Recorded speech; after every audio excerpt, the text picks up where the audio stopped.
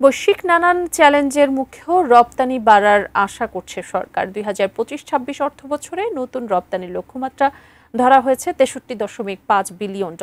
এদিকে নানান রকম রপ্তানি নিষেধাজ্ঞার বিষয়ে বাংলাদেশ আলোচনা চাইলে তাতে ভারত সাড়া দিচ্ছে না বলে জানিয়েছেন বাণিজ্য উপদেষ্টা।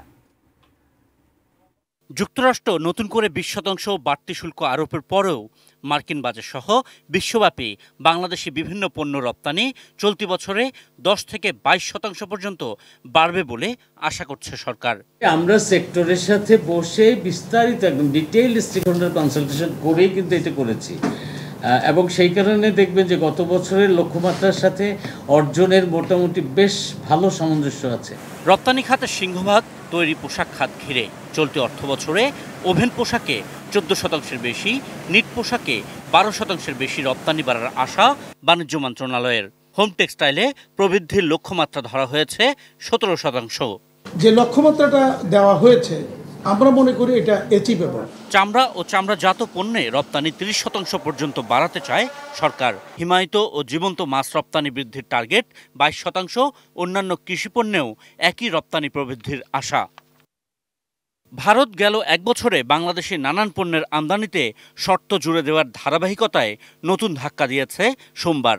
বাংলাদেশি পাট ও পাটজাত পণ্যের বিশাল বাজার পশ্চিমবঙ্গে রপ্তানি বাধাগ্রস্ত করতে স্থলবন্দর দিয়ে বাংলাদেশি পাট ও পাটজাত 4 পণ্য আমদানি বন্ধের ঘোষণা দিয়েছে দিল্লি।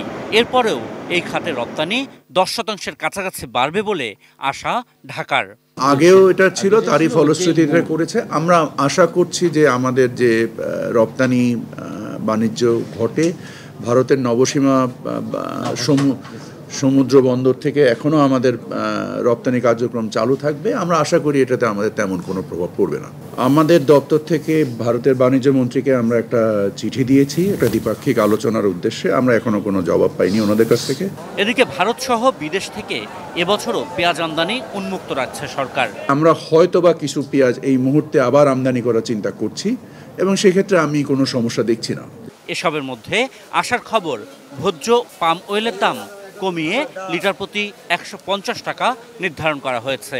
আন্তর্জাতিক বাজারে কমেছে, সে অনুযায়ী আমরা কমিয়ে লিটার প্রতি 150 টাকা নির্ধারণ করেছি। আশিকুর রহমান অপু, এটি নিউজ, ঢাকা।